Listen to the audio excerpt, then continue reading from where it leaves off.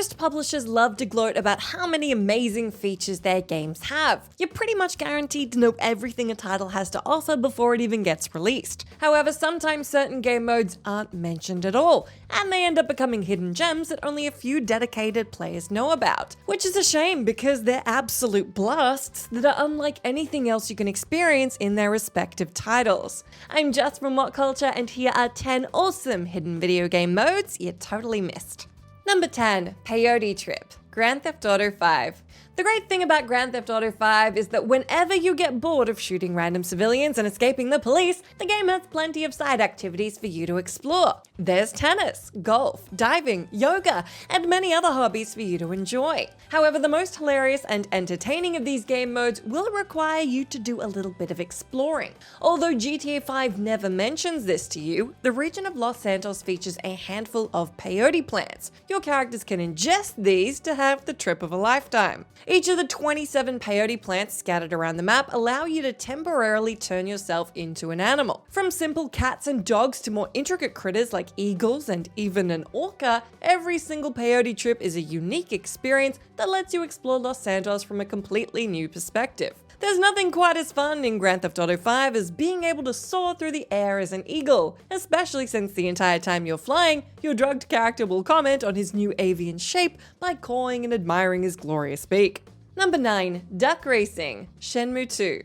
If there's one thing people remember about the Shenmue series, it's all the weird minigames Ryu was able to play while searching for the man who killed his father. That's the plot of the game for those who were too busy blowing their allowance on arcade machines. However, there's one particular minigame that went under people's radar, even though it's the most interesting and intricate one in the series. Duck Racing. Yes, Shenmue 2 allowed you to participate in illegal street races involving ducks in adorable little bows. The reason most people don't know about this was because the minigame was a secret, and you could only unlock it after Ryu won 2 medals by participating in street fights. After that, you were able to catch your own duck and then pit it against other aspiring athletes of the waterfowl variety. The sole concept of the minigame was pretty wild, but what's even weirder is that it was also quite complex. The duck was controlled by the player, and it had its own stamina stat that could be increased with frequent racing. If that wasn't enough to convince you duck racing is great, your duck's main rival was a penguin.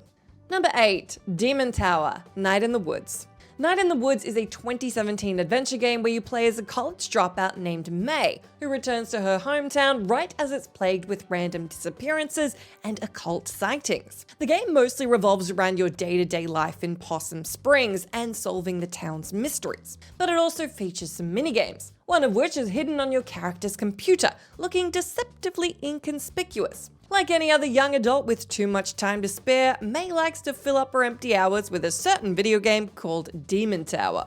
It's an isometric dungeon crawler that you can access at any time by opening May's computer. Most people who play Night in the Woods tend to click on it once, acknowledge that it exists, and then move on to the main part of the game. However, Demon Tower is actually a hidden gem that might as well have been a separate title. The minigame features 10 detailed levels, a wide variety of enemies, custom boss fights, and even multiple endings, including a secret true ending. The whole experience is like booting up a completely different game inside your video game. The developers probably learned game design from Exhibit. Number 7, Timesplitters 2, Homefront: The Revolution.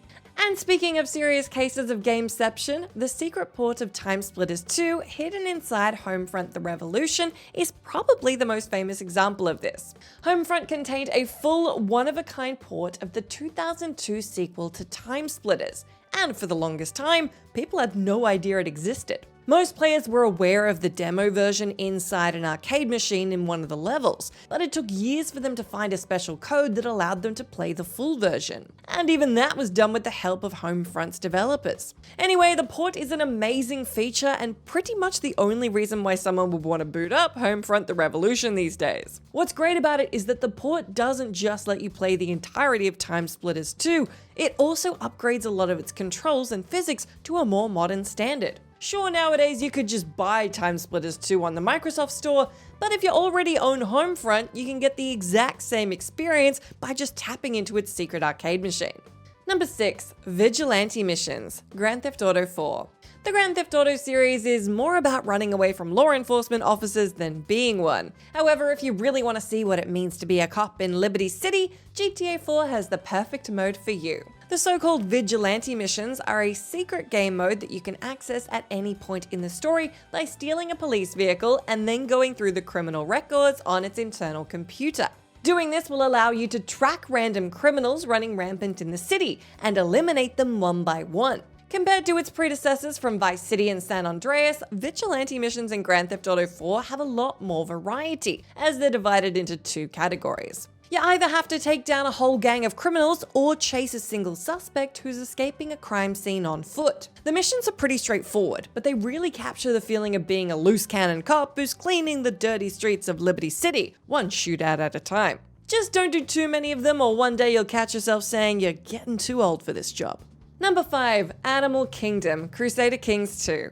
Anyone who's ever played a Crusader Kings game can agree that the series is as historically accurate as a tiger is an adorable house cat. Sure, the games include actual historical events, but on the other hand, nothing stops them from generating a scenario where Aztecs invade the coast of Spain or the Pope becomes the leader of a cannibalistic cabal. However, messing with the timeline is only one way in which you can make your Crusader Kings campaigns more interesting. There's a secret game mode that allows you to turn every single person in the world into an animal and rule your very own Labrador country with an iron paw. The mode is a special Easter egg you can trigger when generating a random world. To do this, you need to switch the culture generation setting a few times until it switches to the secret Animal Kingdoms mode. Once your zoomorphic world is generated, you can play as dogs, cats, horses, hedgehogs, and even dragons. To make things even better, all the nations in the world change their names to more animal-appropriate ones, like Meowland and Dogsbury. It's a true dog-eat-dog world if by eat you mean usurp the throne.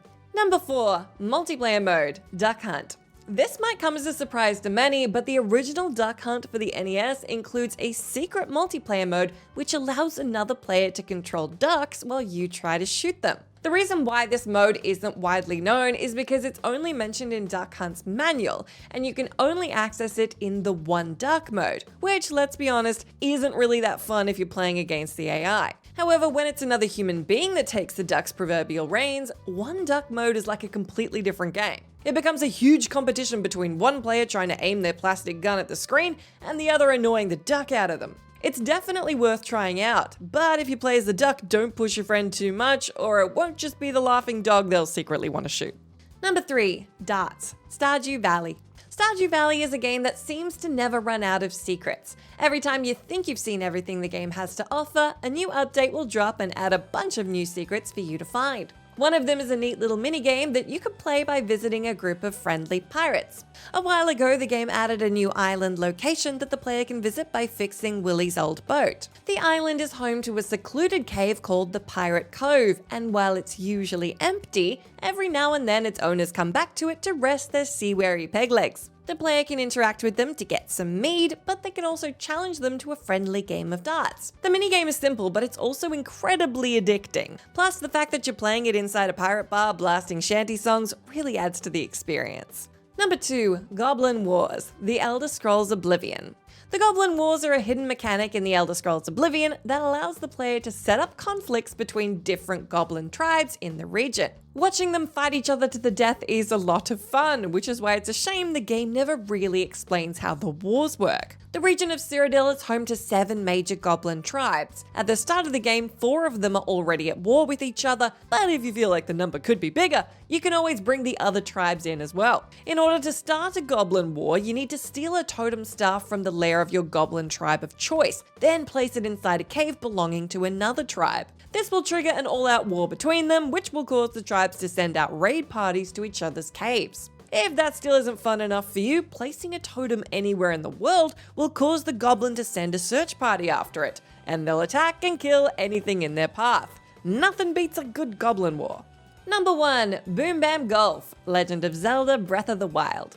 Exploring Hyrule in the latest Legend of Zelda games is an absolute blast. The kick you get when you find a new interesting location to mess around in is just unmatched. Part of the charm is in the minigames you can randomly come across, and amongst the ones included in Breath of the Wild, Boom Bam Golf has to be one of the most impressive. As the name suggests, Boom Bam Golf lets Link play mini-golf, except in this case the ball is a giant boulder, and the entire thing takes place inside a volcanic canyon. Well, at least the rules are the same, as the goal is to hit the ball into the hole in the least number of strokes. What makes Boom Bam Golf so special compared to other minigames is that it clearly had a lot of thought put into it. The location it takes place in is specifically designed to be a golf course, and the camera follows your ball when you play, just like an actual video game about golfing. It's a really fun side activity, but don't get too addicted to it. Someone still needs to defeat Ganon,